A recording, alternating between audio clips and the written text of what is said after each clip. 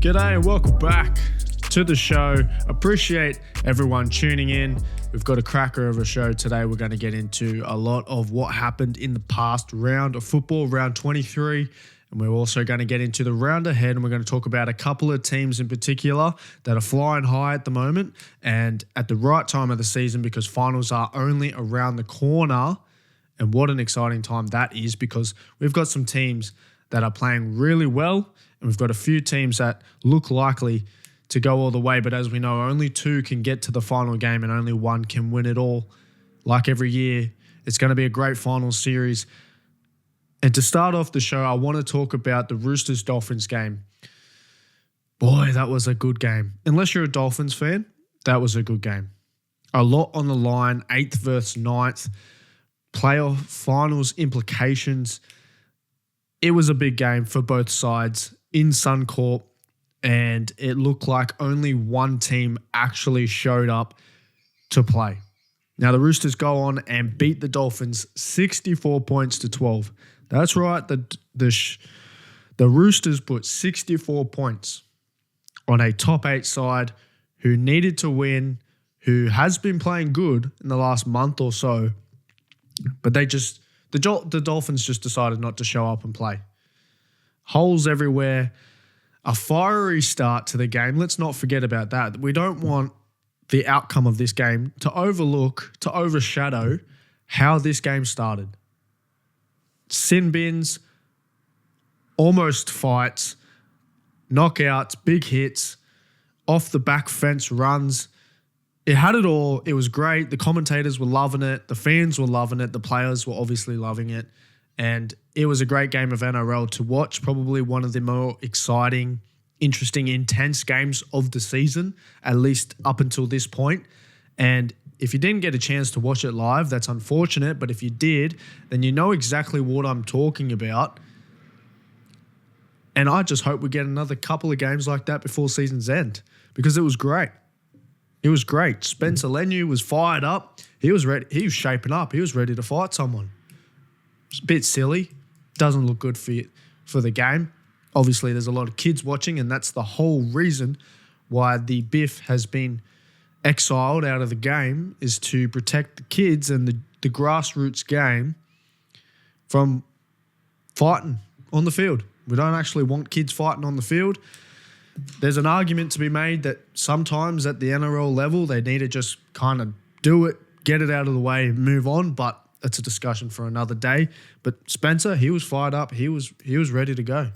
He was ready to go. That Mount Druitt came out in him, and he was shaping up.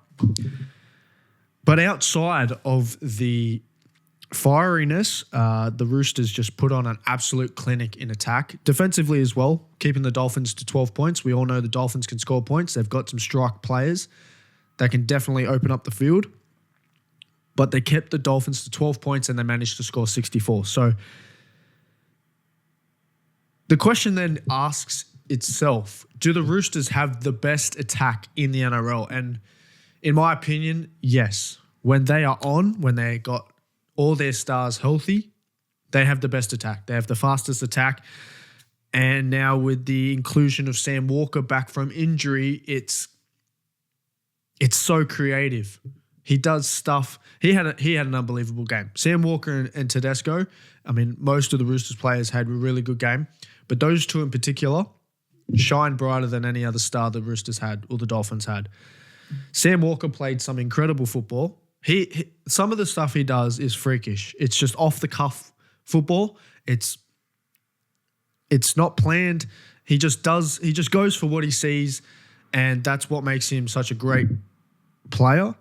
It's also what gets him a lot of respect and a lot of admiration from players of the past that love watching him play, that can understand the position that he's in, and then for him to take on that pressure of being the Sydney Roosters halfback, it's a pretty big position to fill and to stand up to the mark, and he's doing that, and he's killing it. He is killing it. One of the best halves in the comp. He's only played, half a dozen games so far, and it looks like he hasn't missed a beat at all. I mean, he had 3 try assists, and some of the kicks he was doing, his decision making, especially during broken play, his decision making is none. There's no one like him, to be honest, that's playing like him at the moment. You have some really, really good players who can make the right decisions, but it's usually through a lot more structure. It's usually through just basic defensive breakdowns that everyone sees.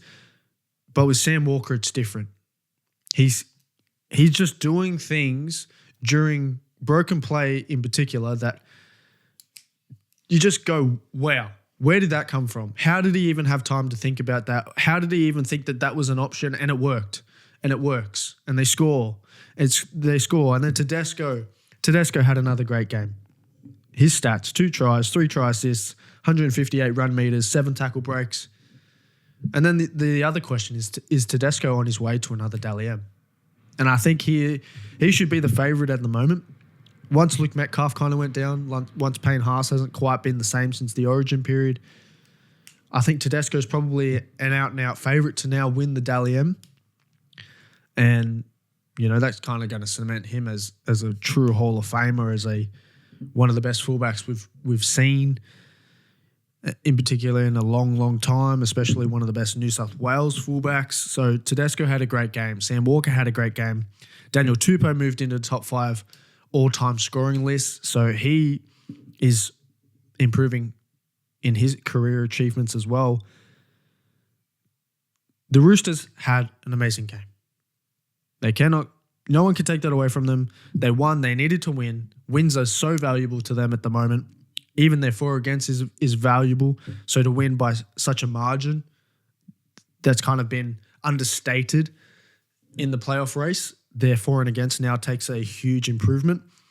They now face the Bulldogs, though, in round 24 coming up. They now face the Bulldogs in what could be one of the best games of the season. And that is not hyperbolic, because the Bulldogs are playing great football this year. We all know that. They've capped off a couple of wins now. A big win against Manly a couple of weeks ago. They just beat the Warriors in a terrible weather game.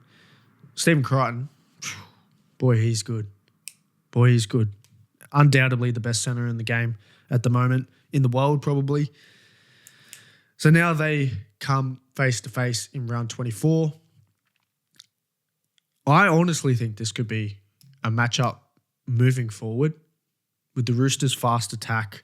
They've got enough young guns to maintain momentum once the Daniel Tupous, the Tedescos, the Radleys start to phase out in the next few years. They've got enough young guns with the Hugo Savala. I'm so high on Hugo Savala. If it was up to me, I'd give him Rookie of the Year, even over Robert Toya. Only Mark would outshine him, but we all know he can't win it. So I would give it to Hugo Savala. I know Isaiah Iongi's playing really well, but he's playing really well for Parramatta. Leka Halasima, I think it's a little bit of a recency bias. He's had a couple of really big moments over the last month of football, which is very, very impressive, and I think he's definitely up there. But I think people are kind of captured by the moment with giving him Rookie of the Year, which is understandable. It's understandable. That sticks in the mind naturally more so because it is relevant right now. But I think if it was up to me, if I was the decision maker on Rookie of the Year, I would absolutely give it to Hugo Savala. I just think what he's done while Sam Walker was out, while Chad Townsend was dropped, playing alongside Sandon Smith, who isn't an NRL, like first team NRL kind of player, Hugo Savala took on that 7 jersey and he made it his own. And it's only because Sam Walker is Sam Walker, and the Roosters have invested so much into Sam Walker over the last few years. He deservedly gets that number 7 jersey, and Hugo has to take a step back as a rookie, as a young guy, and wear that 6, which is fine. He took on that 7 jersey while there was injuries and other players down on form, and he took that team and he made them a well-oiled machine. Obviously, you've got Tedesco at the back calling the shots. You've got Crichton, who's a leader in the middle. You've got Victor Radley, the inflictor. And you've got Lindsay Collins, who's another leader in the middle. They can all steer the ship as well. But you can't have success without a true half calling the shots. You see it with Penrith. You see it with Melbourne. it's incredibly hard. Without a 6 or 7, calling the shots, steering everyone around, it's incredibly hard to be successful. And he took on that 7 jersey and he made the Roosters. This might be hyperbolic. The other sentence wasn't, but this may be hyperbolic. But I actually believe that if Hugo Savala didn't take on that 7 jersey and get the shot when he did, I don't think the Roosters would be having this type of opportunity to play finals football. Because Sandon Smith wasn't going to do it all on his own. He played some really good games, but he wasn't going to do it all on his own. He wasn't going to be able to take the number 7 jersey and run with it like Hugo has. Chad Townsend was down on form. He wasn't going to do anything. He's post-prime and now we know he's retiring. I love Chatty. Sharks player. Always in my heart. But it was only Hugo that took that 7 jersey. He ran with it. He steered the ship. He gave the boys some structure because he's a true halfback. He gave him some structure. He didn't overplay his hand. He's not going to try and chip and chase and create all these errors for the team to then be on the back foot all the time. And the game that stands out to me is the Anzac game against the Dragons. I think that was a pivotal moment for the Roosters season, and I think Hugo had a pretty damn good game. Sandon Smith played well too. Tedesco played well, but Hugo led that team to the victory. He didn't overplay his hand. He managed the game well, feed it out the back, run when he had to, kick the ball into good areas, and just turn over the sets. And like I said, if it was up to me, Hugo Savala gets Rookie of the Year. I'm that high on him. I think him and Sam Walker can have a really good tandem over the next few years, but I also would understand and wouldn't be shocked if Hugo looked for a number 7 jersey elsewhere because he's not going to get it at the Roosters with Sam Walker being healthy and happy there. But I'm so high on Hugo Savala. I love the kid. I think he is great. And I'm excited to see what type of career he has. So everything's going right for the Roosters. So to see them go up against the Bulldogs, who defensively are really, really good, and on attack, they've got a couple of players that just can take the ball and go for it. Crichton, Sherry. Karaz is having a good season. We'll see who plays fullback. Roosters, Bulldogs. Watch it. Absolutely watch it. All right, another team that is flying high. The Panthers. Oh, everyone wants to talk about the Panthers and what they've done, so we're going to do it too. The Panthers move to 4th place. It's pretty incredible to think the start to their season that they had. Everyone remembers seeing them number 17 on the ladder, and now they're a top 4 side this close to finals. If anyone was going to do it, if anyone had it in them, it was the Panthers. What a resurgence. It looked like a brutal grand final hangover. And I talked about it on this show. I said, historically, if they were to finish near the bottom of the ladder, it would have been the worst hangover season post grand final win we've ever seen in history because of the 17 team comp right now. If they had finished last, it would have been historically the worst season ever post grand final win. But now look at them. Even with the injuries that they've had to their players, star players, even with the games that their players have missed over the origin period, they still continue to build wins, continue to build momentum over the season. And look at them now. 4th position. It just shows the talent of their junior system. And we've always known this in the last almost 10 years. Their junior system has been the best in the country. Harold Matthews, Jersey Flag, under 20s, even Ron Massey and Sydney Shield. It's the best in the country. Undoubtedly. And you're seeing everything come into fruition because of that, because of the grassroots junior system that has been set in place and it's established now. And a lot of this has to do with Phil Gould, to be honest.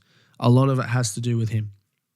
Because of that, you've now seen the Panthers make a grand final against the Storm. They lose, but what happens then? They then win the next 4 competitions in a row. So 5 years in a row, they've made a grand final. 4 of them they've won. 4 consecutive, mind you. And what's happened every season? They've lost players. They've lost Kickow. They've lost Burton. They've lost Crichton. They've lost Taruva. They've lost Luai. They've lost a number of other players. Fisher.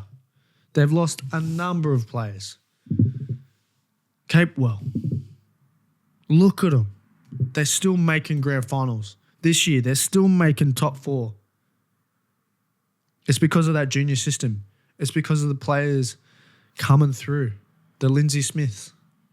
The Liam Henrys. I'm not sure if Blaze Talangi was a junior. I'm not sure on that.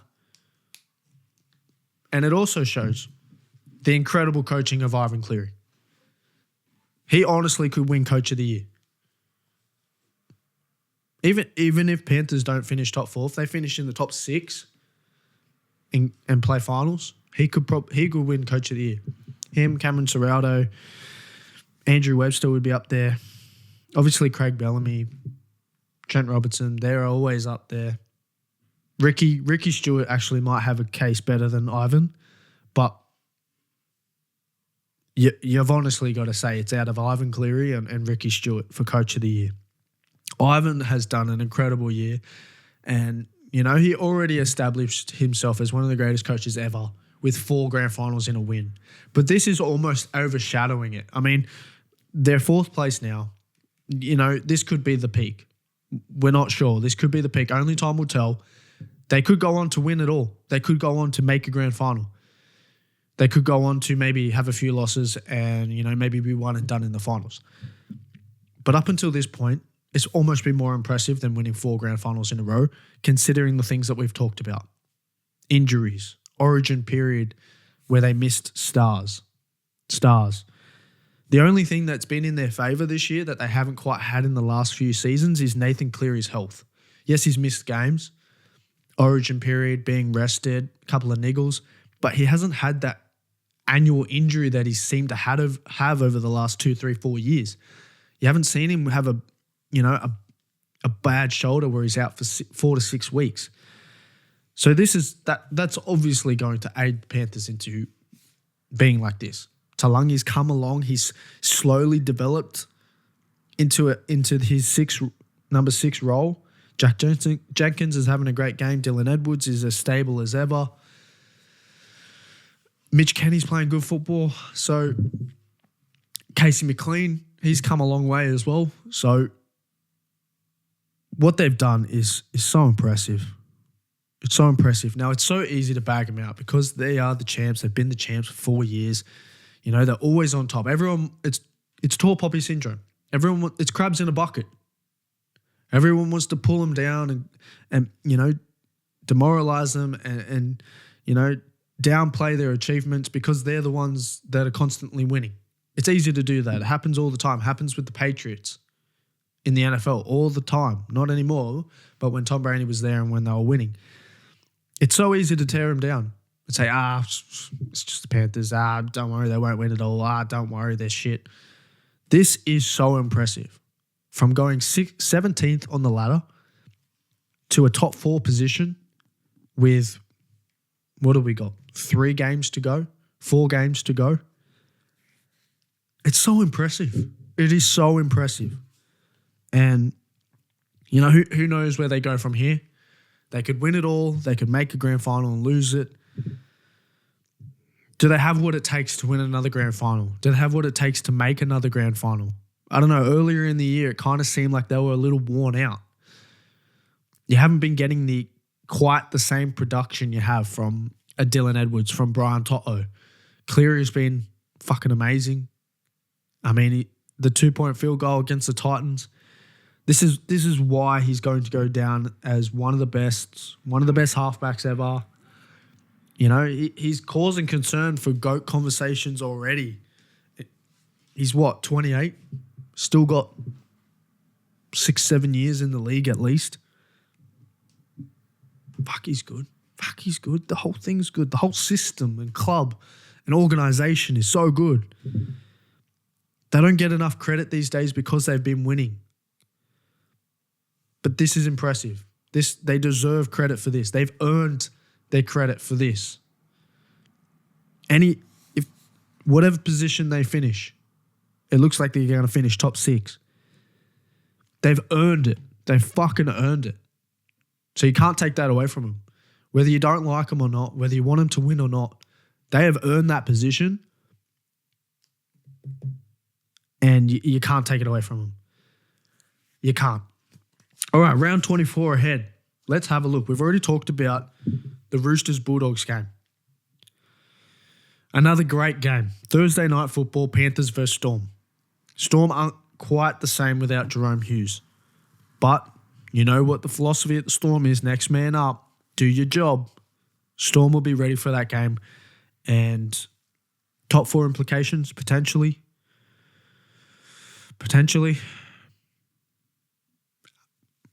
Who knows? Then Friday night, early game, Warriors-Dragons.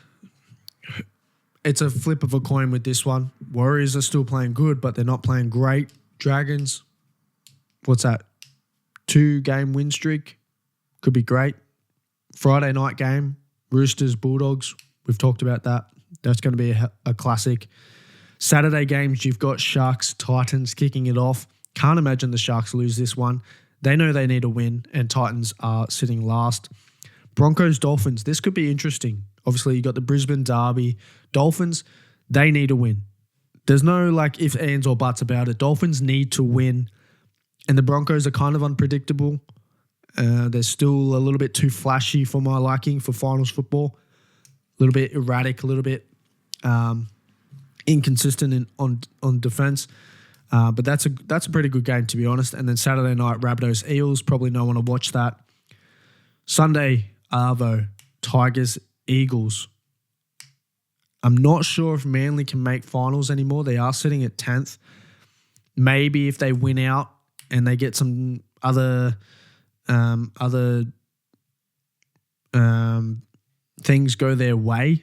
But that could still be a pretty competitive game. And then 4 o'clock on Sunday, Arvo, you've got Cowboys Knights. Probably no one to watch that game either. So, and the Raiders have a bye. That's so good for the Raiders at this point in the season where they're sitting on the ladder. That's so valuable to them to get rest. But anyway, a couple of really good games. That Broncos-Dolphins game will be good. Obviously, the Roosters-Bulldogs, I'll put that down as game of the round, absolutely. And then Panthers-Storm, that will also be another really high-level game. So if you love rugby league, and I'm assuming you do if you're watching and listening, watch those 3 games. Broncos-Dolphins, Roosters-Bulldogs, and Storm-Panthers. You know me, I'll give you 3 games of the round to watch. That's usually kind of the maximum amount of proper high-quality football games that you'll get with really, really good matchups. Outside of that, it's kind of, whoever you go for. Or if you're a true rugby league fan, you watch every game. But that gets a lot at this point in the season with some teams, not quite living up to expectations and injuries and all that. You don't really want to watch every single game. But if you do, fucking props to you. All right, that's going to do it. Nice, short, sharp episode. Talked about a couple of good teams going on right now, and I cannot wait for finals football.